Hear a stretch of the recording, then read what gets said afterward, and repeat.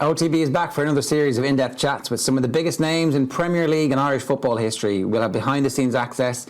We're going to talk to some legendary names from the biggest clubs, and we'll meet the crucial people behind the scenes who make a Premier League club what it is. It's all in association with Cadbury FC, official global partner of Arsenal Football Club. Check out cadburyfc.com for updates on promotions and giveaways. And I'm delighted to say that our guest this week is Robert Pires. Robert, good afternoon to you. How are you? Hello, good afternoon. I'm good, thank you. And you? I'm very well. What part of the world are you in? I'm in Spain, especially in Ibiza. Very nice. Very nice. Not too bad. Yeah, I think things have worked out okay. So you've been there, I think, about 18 months. That's your home now, is it? Yeah. I live in Ibiza since 1 year. And it's good. It's totally different. I don't like to compare with London because London is a beautiful city. But it's a new start, a new life. So it's not too bad. And are you still involved in football? Is that right? You're doing some coaching? I'm involved in the football, but not in coaching. No, I don't. You know what? I don't want to be a manager actually, because I know this job. I think it's a great job, but it's so very difficult, so hard every morning. So no. For the moment, I enjoy my life, the new life with the family. So it's good. Very good. Look, you're allowed to compare London and Ibiza if you want, just to annoy everybody who isn't living in Ibiza at the moment. It's fair. It's like it's apparently one of the nicest places in the world to live. So it's okay. You can sicken us. The weather, I suspect, is a bit better than it was in London. Yeah, I think the weather is. Yeah, of course, it's better than in London. But I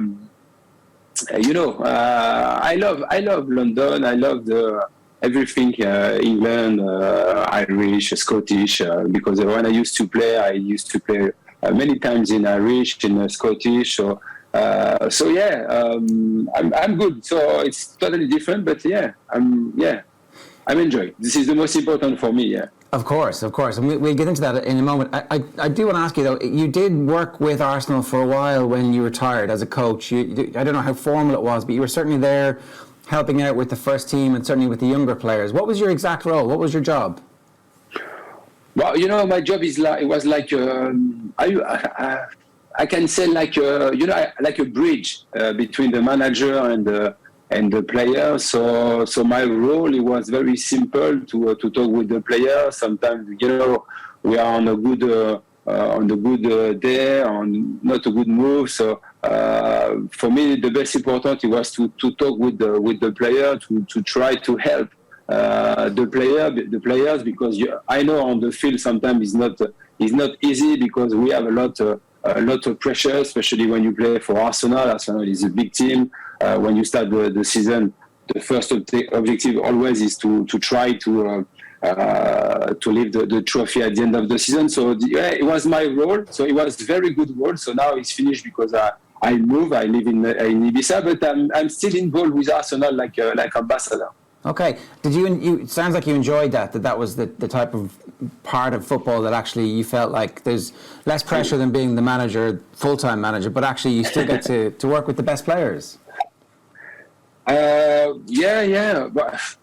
when Arsenal, they have a lot of great players, so I think they don't need me or the ex-football players. But if I can help Arsenal, if I can help Arteta, if I can help Edu, I will, because I'm a fan of Arsenal. I used to play 6 seasons, so for me it's to see Arsenal to try to do the best on the Premier League. I know it's not easy. Actually, they are in the very good row.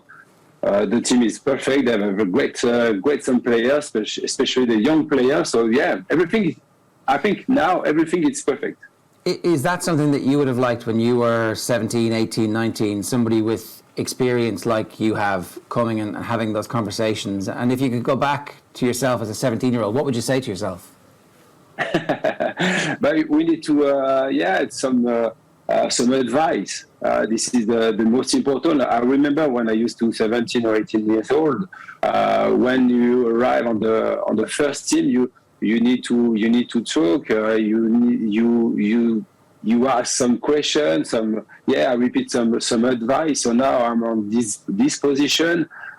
Sometimes I spoke with Saka, with Emil Smith-Rowe. The conversation is very important between the players or with the ex-player like me. So I'm very happy sometimes when sometimes they ask me something about the football, about the pressure, about the high level, Arsenal, World Cup, So it's good for me. It's perfect. Yeah, and when you were a kid, was there somebody that you had in your life at 17, 18 who could do that for you? Like football professional? Yeah, or somebody that you trusted whose advice you were able to lean on. Yeah, but you know when you are young a player, you need to receive the advice from the football professional that have a lot of experience. So for me, for example, I start in Metz in France. So all of them, the guy, they help me because I know now. Football is not easy, especially when you grow up. You play on the League One, on the Premier League. Every day it's like it's like a fight. So it's not easy. So sometimes we need to receive some advice. And you going on the or you try to go on the good way. So for me, it was very important, and now I try to help the young players. Can I ask you about the move to Arsenal then? Because you go from Metz to Marseille, and at the end you have an opportunity to go, I think at that stage, to either Real Madrid or Arsenal, and maybe some other clubs as well. How do you make... Juve, right? Juve. Yeah, not bad, not bad, and only 6 million transfer fee at the end. Good value for anybody who gets you. How do you make your mind up? What goes into the decision making? How much is instinct and how much is research, and how does that work? Well, you know what? On this time, for me, it was very difficult to take a good or great decision because you say it was between Arsenal, Madrid, and Juve. So this is three great teams, great clubs. So I think you say one word important for me. It was the feeling with Arsene Wenger, because when I used to play for Marseille, he called me many times, and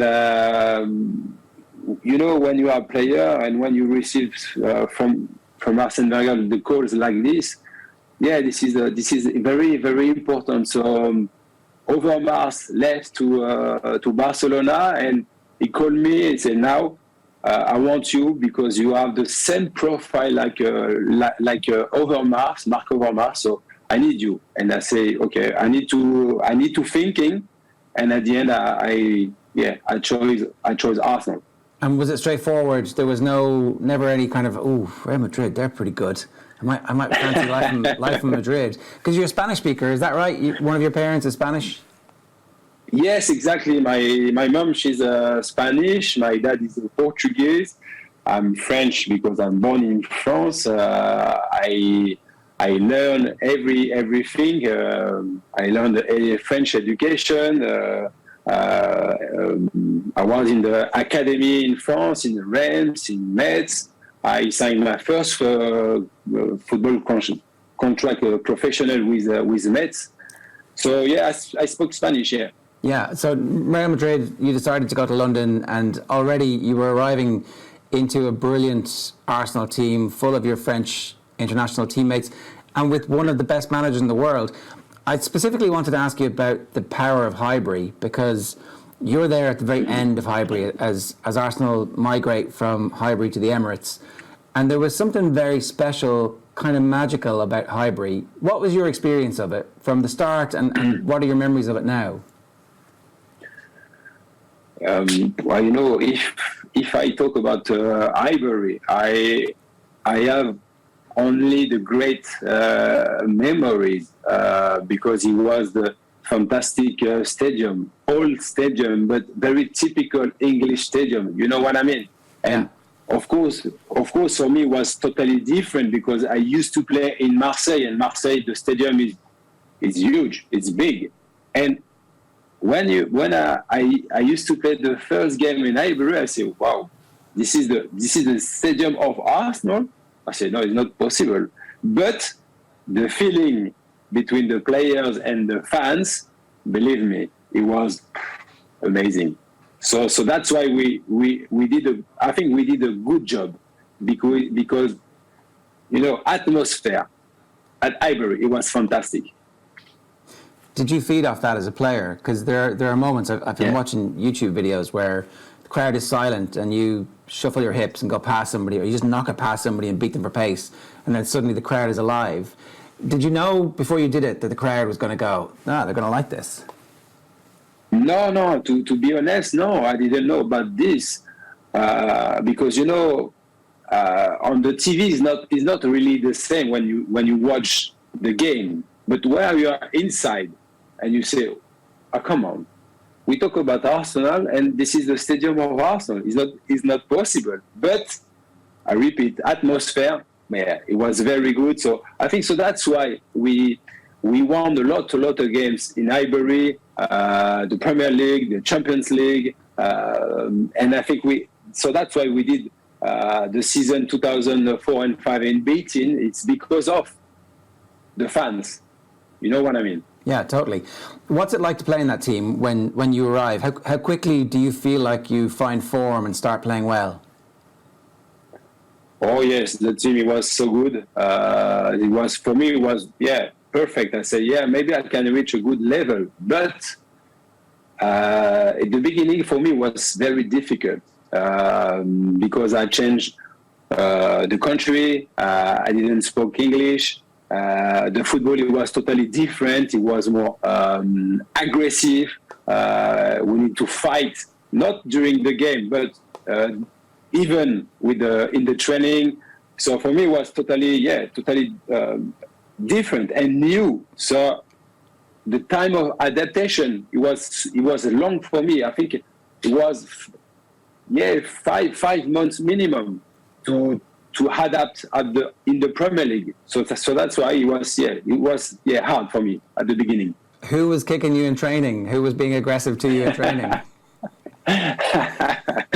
Lee Dixon. Right. Okay. That was yes. Right. You're very welcome to English football. Morning. Right. Yeah, exactly. And Tony Adams, I think the first week he said, welcome to England. I said, okay, thank you very much for your advice. Was that a kick? Did he, Tony Adams? That back four were pretty scary. They were kind of coming to the end when you got there as well. So, as old players reach the end of their career, sometimes they can be less than welcoming. Yeah, exactly. The back of Arsenal was very aggressive, very hard, very tough. Because we spoke about Lee Dixon, Tony Adams, but I can't forget, for example, Martin Keown. You know what I mean? So that's why every morning for me it was difficult. And during this moment, because for me it was hard, I spoke a long times with Arsene Wenger, and Arsene Wenger he helped me out during this period. It was very very difficult for me. Yeah. What were those conversations about? What did you say, and what was he telling you back? Just because he believed on me, because he knew me since a long time, because I used to play in France. Arsene Wenger, he was the manager of Monaco, and he said, be relaxed. You don't need to change your football. Don't worry. I believe on you. You will make a success, I'm sure, because I spend a lot of money on you, so that's why. So you definitely had doubts. When you arrived, you had some doubts, and it took a little while for those doubts to go. What about your teammates? How helpful was it having somebody like Bergkamp? Because Bergkamp could look after himself, if that's a polite way of saying it. I suspect that Bergkamp would go happily toe-to-toe with Martin Keown or Lee Dixon, maybe not Tony Adams, but Bergkamp had a nasty streak in him as well. Yeah, well, Dennis Bergkamp is one of the best players they play in the Premier League. And For me, it was a privilege to play with him. Of course, all of the team, all of the teammates. But some player like Dennis, they have more quality, more ability with the ball. And when you are young, and when you came from France, you need to learn very quickly. But for me, not. But even Dennis, he helped me on the field, and I learned something. One thing was very important from Dennis. I learned. He told me one day, Robert, the most important in football, this is the first control. I say, okay. I will put on my mind, and I work about this. And I think, I learned a lot about this. Yeah. Can you talk to us a little bit about your own style of play then? Because although Wenger says you don't need to change, it's clear you evolved from your time in England. When do you think you were at your best? If you were to look back in that 6-year period that you had with Arsenal, when did you peak? I think with Arsene Wenger it was good, because one day he said, "Listen, Robert, you have a good quality. We will work together this quality, so the dribbling, the pass, and the cross." And he said, for me, this is enough. So we work every day. And I think I reached my peak in the season, maybe 2001 and 2. Unfortunately, I was injured, but just before the injury on my knee, I think I reached my best football in my career. Yes. Okay, so that 2002 season, you did a cruciate ligament injury, I think sometime in springtime, is that correct?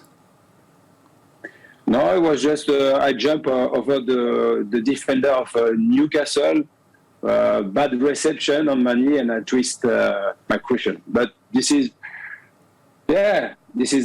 football. So after the most important is the rehabilitation, so recovery. So we need to be patient and we need to work more.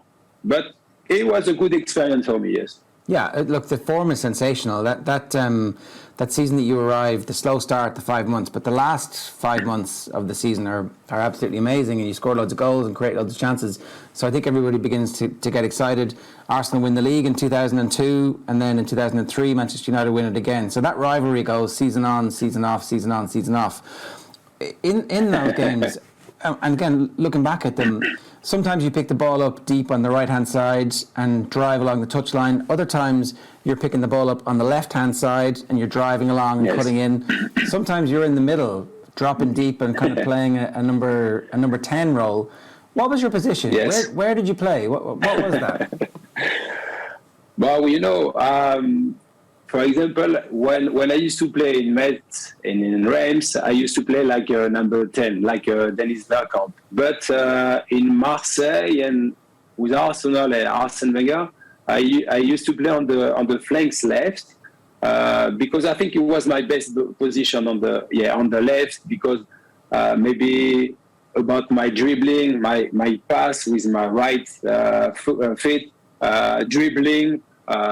So I think, my best position was on the left. But for me, on the right, I used to play on the right, just behind the striker.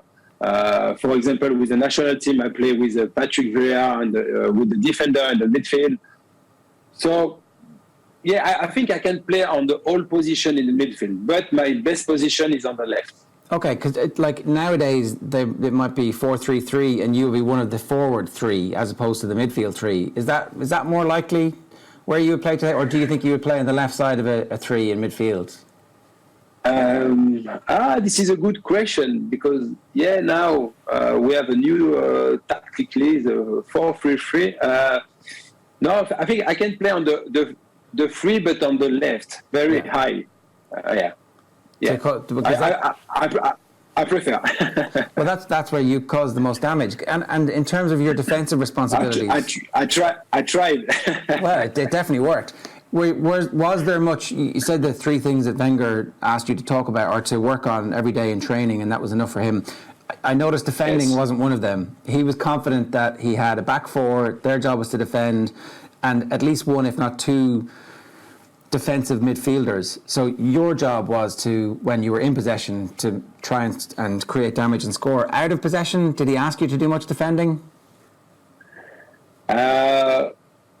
With Arsene Wenger, no, really. I don't know why, but with him, I was like a free, on the field, because he said, yeah, you can make damages on the opposite defense. So you need to dribbling, you need to score goals, to assist Dennis, Titi Henry, or Nyanko Kanu. But Patrick Vieira, he was not on the same feeling about this, because he's shouting every day, every game. He's shouting about me. I say, "Come on, back! You need to help the midfield back." I say, "Yeah, come on, Patrick. I'm a player. We play high on the field." He said, "Yeah, I don't care. You need to defend." I say, "Okay, I will try, but I'm not very bad about this." And how did those conversations go? So let's say you have the screaming during the match, and then the next Tuesday training, Patrick's wandering over and saying, I'm going to keep screaming. No, yeah, he's screaming. Yeah, he's shouting me every day, every game.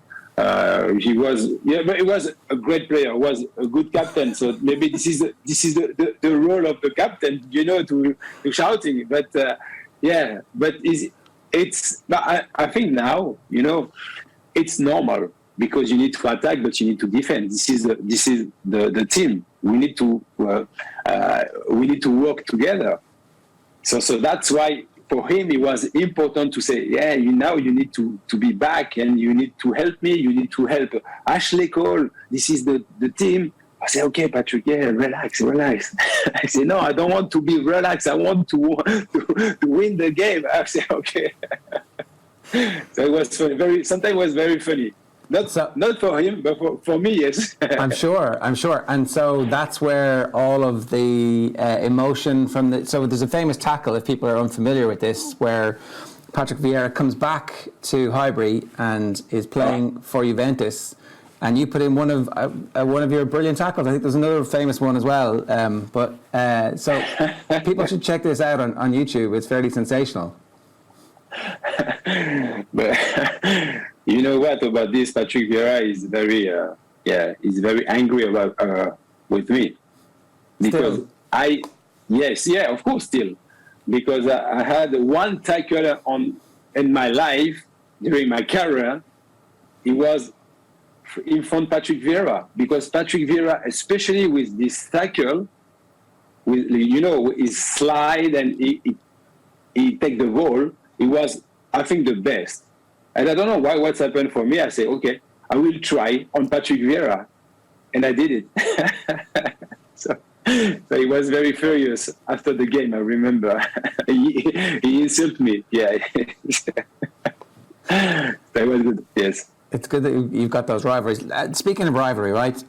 There's a story. Yes. I don't know if this is true or not, but when Abramovich buys Chelsea, his first desire is to sign players from Arsenal, and he inquires about Thierry Henry and you. Is this true? Or did you hear this at the time? Was that a real story? Did your agent ever find out about that? What did you say? Sorry. Roman Abramovich, when he bought Chelsea, the first two players he tried to sign are Henry and Pires. Is this true? Yeah. I think it was true. Yeah. Because I think. I think the duo between Titi and me was good. So he said, "Yeah, I want this guy for my team." But Thierry and me, we said, "No, thank you very much, but we will stay in Arsenal, because Arsenal, this is my team." Yes. So I say no. That period of time in the Premier League history where your rivalry with Manchester United explodes properly on the field, I think it's really important in establishing the league as the league that it is today. I think that you wouldn't have the money and the ownership that you have today if the world's attention hadn't been captured by your team, the Invincibles, and that Manchester United team, who are just absolutely sensational, and also the character of the two managers. But I think as well the characters of the teams. Like, I know it's wrong in professional sport to talk about teams hating each other, but it certainly seemed from the outside like Manchester United hated Arsenal and Arsenal hated Manchester United around that time. Is that true? Yes, it's true. Yes. Yeah, because it was the fight on the field.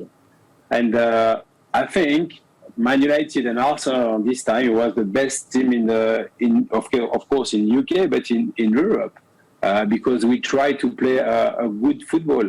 And it was I think the teams, it was very similar.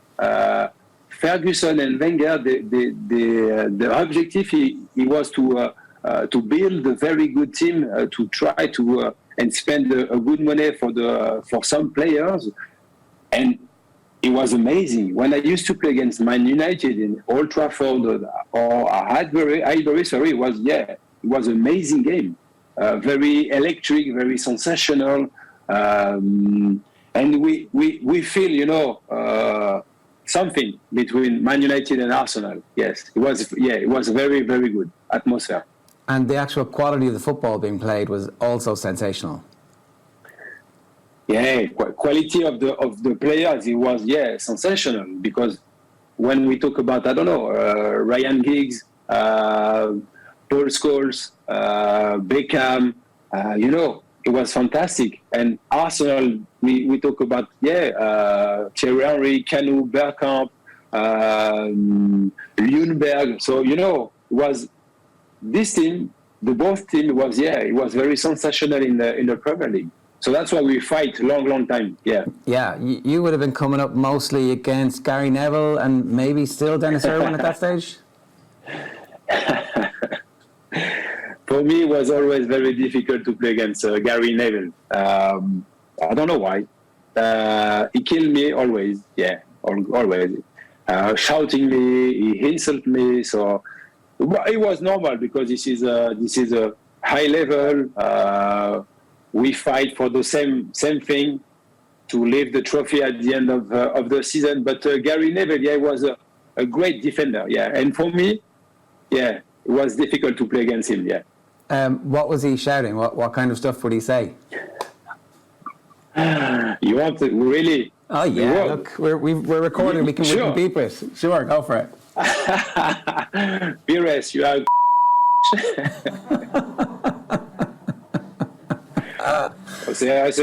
I say okay, maybe. So he was always like this, because he want to disconnect my head. So for me, it was difficult to play against him. Yeah, but he won the game. To be honest, he won the game against me. Yeah. Okay, fair enough. This is football. Yeah, well, it's funny, because one of the other.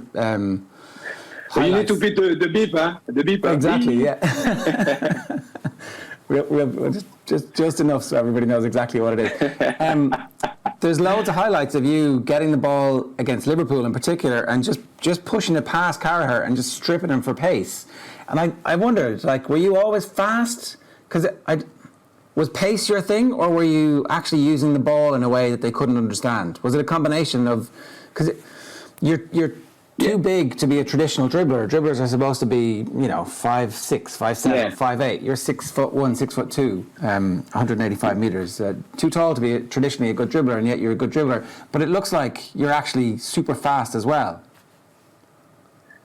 I don't know. Maybe. Thank you. But when you have a quality, the most important, I say with Wenger, we need to work this quality. So I think.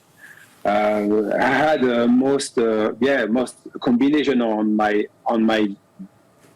profile or on my games, but I think speed with the ball is not easy, and I think it was not my best thing, but one of the best, and the dribbling, and maybe the pass to assist the striker. So it was my combination. When I when I used to play football. Yeah. Were you as fast without the ball? I suppose that was my question. And because the Carragher Yes. thing in particular, right? So you were as fast without the ball as you were with the ball. That was the bit that kind of because it's deceptive.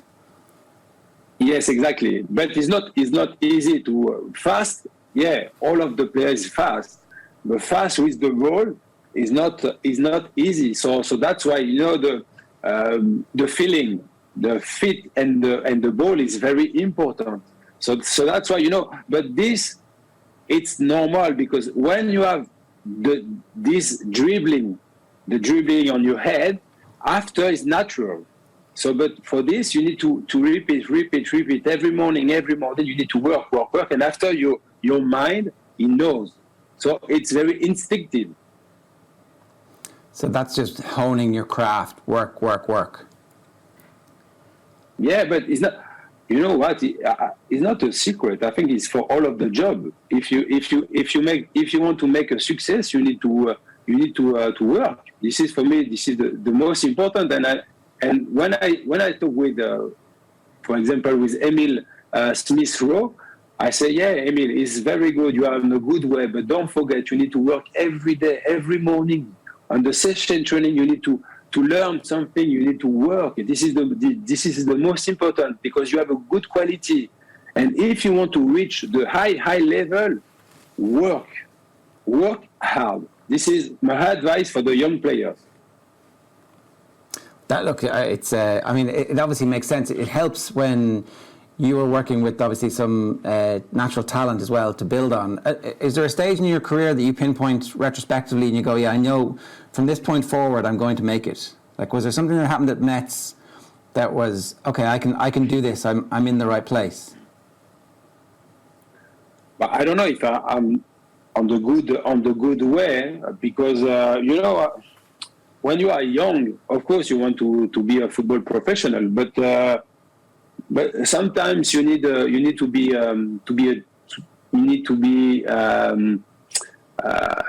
talented.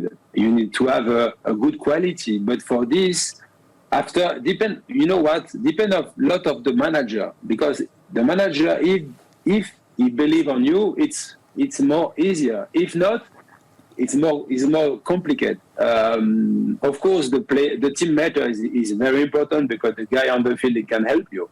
But for me, the most important is always the communication with the manager. Yes. And you obviously had a very good relationship with Wenger. It looks like you had a very good relationship with Jacques Santini as well. Is that with Aimé Jacquet first? He gave you your first cap. Is that correct? Yeah, of course, it's correct. But Arsenal, it was very good. Very good gap on my career. But national team is totally different. For me, it was like a dream because I grew up with Michel Platini, and for me, Michel Platini was the best player in France when I was young. Sorry. So one day I imagined my body to play for France, and Aimé Jacquet gave me the first gap. So for me, it was very important. I used to play. I have 79 gaps with the national team. We won the World Cup, the Euro. It was fantastic. But for this you need a repeat. But it's only one word: work. Just work. Yeah. The success from your perspective with the national team came really, really early. Your first tournament is the World Cup. You have a really important role in the. Is it a silver goal in the round of last 16 or the quarter final against Paraguay? It's like it almost felt like it was coming easy to you. I suspect you must have thought, well, football's pretty easy. I'm good at this. We've just won the World Cup. You think it's easy, but it's not easy. Thank you. But did you think it was easy at that stage? That like this is going to be very straightforward? No, never. You need to You need to prove something every day when you used to play with your club, especially with Marseille on this time. And with the national team, it's totally different. the pressure is not the same, because I said always the shirt is very heavy. The pressure is not the same. We have a lot of fans, and you play for your country, so that's why the pressure is not the same. But we play the World Cup at home. Maybe the feeling, the atmosphere, sensation with the fans, it was perfect for us. But after Aimé Jacquet, he built the great team with the experienced players, with the very great player like Djorkaeff or Zinedine Zidane, and he put some young players like me. So for me, it was a good opportunity, but you need to do well, because I don't want to say, I used to play one times for France. No, I don't care. I want to play 1, 2, 3, 4, 79 times for France. So this is very important. So that's why after you need to prove every morning.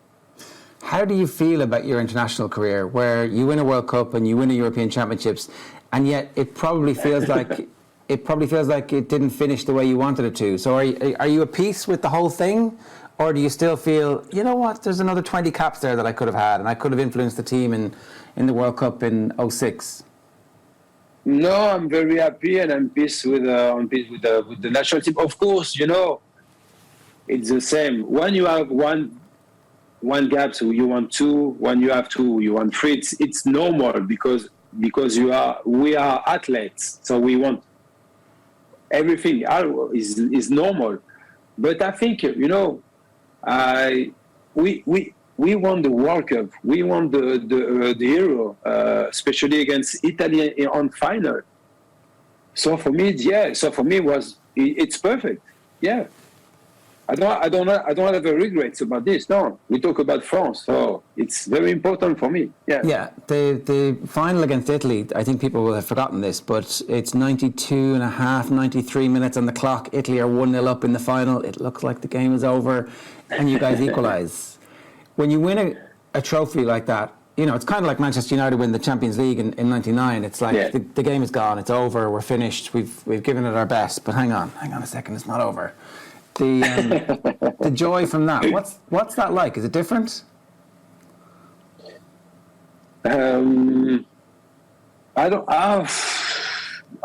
Not different, but sensation, feeling, atmosphere. Yeah, it's the same. It's the same, because at the end we won, and we play for this to reach the high level. And the final, for example, against Italy, it was the game was perfect, because Wiltord he equalized, David Trezeguet he scored the golden goal, and the game was finished. The referee said, game over. We are champions. I said, wow. It's not bad to finish the game like this. I don't want to be the Italian at this moment, No. because it's very, very, believe me, it's very difficult. But when you play for France like this, we are very, very happy of course, too glad about this. Obviously, the life of a professional footballer as successful as you is a roller coaster. There are those moments. For anybody who is unaware, you have the assist for the golden goal, so that it's a central moment in. Well, it was my role. You know what? Because I know I was on the bench, so that's why it's very important during the competition. The manager I say, we have my team and we have the guy on the bench. I say, okay, no problem. This is you, the boss. But he say, when I put the guy on the bench on the field, I want to try the guy. They make a difference. So that's why it was my role to assist or to try to assist Trezeguet or Henry or Anelka or Wiltord. Good strikers.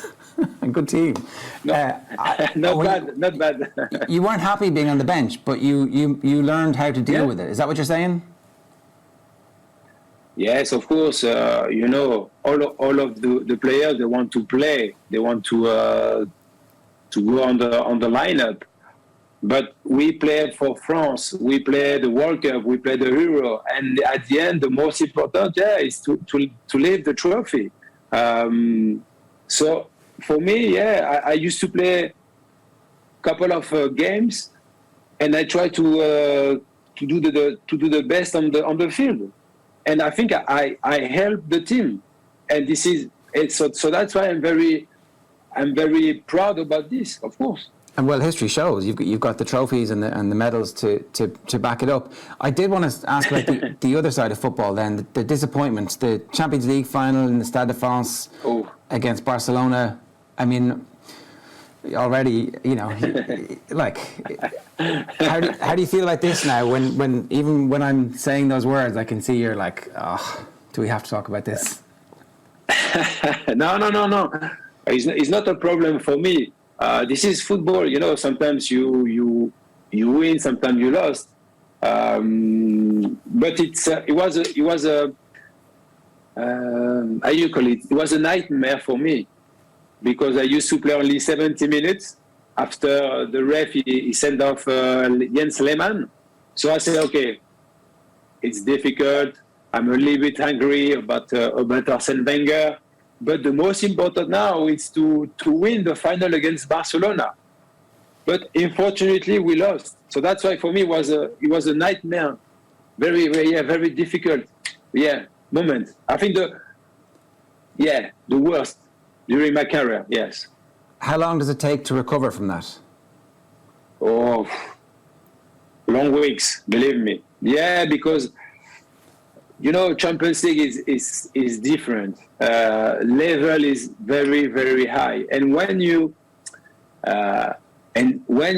reach the final, it's because it's difficult. It's because you beat teams like Madrid, Juve, or Villarreal. But in front of you, it's Barcelona, one of the best teams in Europe. But you say, okay, we are Arsenal, we have a good team, and we will win. Unfortunately, not. So that's why it was very difficult after the game. Yeah. You obviously leave Arsenal. That's your last game for them. So you didn't get the opportunity to go back the next season and have conversations and give out to Wenger, or just have the row.